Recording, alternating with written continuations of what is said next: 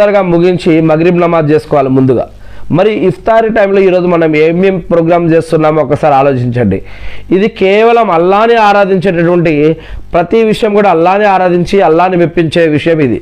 ఇక్కడ అనేక రకాల నాయకులు వచ్చేస్తారు, బిజినెస్ మ్యాగ్నెట్లు వచ్చేస్తారు, అనేక రకాల అడ్వర్టైజ్మెంట్లు, రీళ్ళు, ఫోటోలు, సెల్ఫీలు, అనేక రకాల వింత వింత కార్యాలు జరుగుతూ ఉన్నాయి.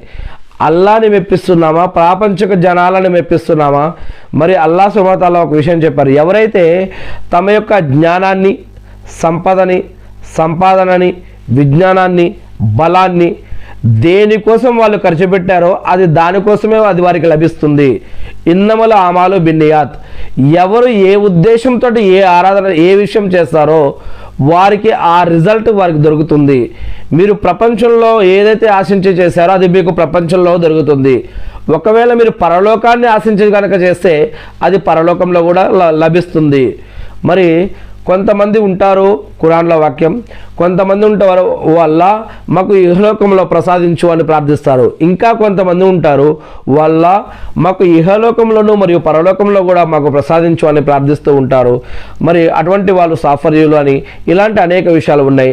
మనం ఎవరిని ఉద్దేశించి మన యొక్క ఆరాధన చేస్తున్నాం, మరి ఎవరికి ఇంపార్టెన్స్ ఇస్తున్నాం, ఒక్కసారి మనం చేసే పనిని మనం ఒక్కసారి ఆలోచించాలి. అదేవిధంగా మరి మగ్రిబ్ నమాజ్ తర్వాత మరి సాదాసీదాగా మనం భుజించడం కోసం ప్రయత్నించాలి. ఎందుకంటే ఆహారం సింపుల్గా, మితంగా కాకుండా సింపుల్గా తీసుకోవాలని చెప్పడం జరుగుతూ ఉంది. ఎందుకంటే మన శరీరంలో ఎన్ని పేగులు ఉన్నాయి, 7 పేగులు ఉన్నాయని, మరి దాన్ని ఏ విధంగా విభజించాలి, ఎలా తినాలి, ఇవన్నీ కూడా ప్రవక్త ముహమ్మద్ సల్లల్లాహు అలైహి వసల్లం మనకు నేర్పించారు.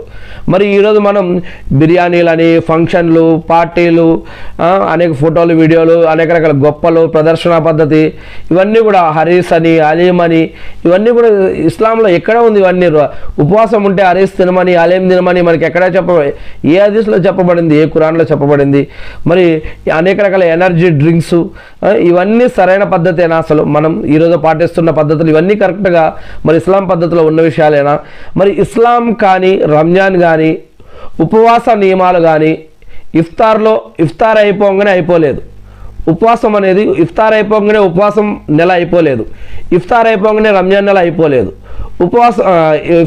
ఉపవాసం ఇఫ్తారీ అయిపోగానే మరి ఈ యొక్క రంజాన్ శుభాలని మనం వదులుకోకూడదు. అందుకే రంజాన్ కానీ, ఉపవాసం కానీ మరి మనిషికి కొన్ని విషయాలను నేర్పిస్తూ ఉన్నాయి. అవి ఏమిటి?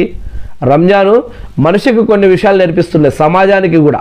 ఉపవాసం మనిషికి మరియు సమాజానికి కొన్ని విషయాలు నేర్పిస్తూ ఉన్నాయి. ముందుగా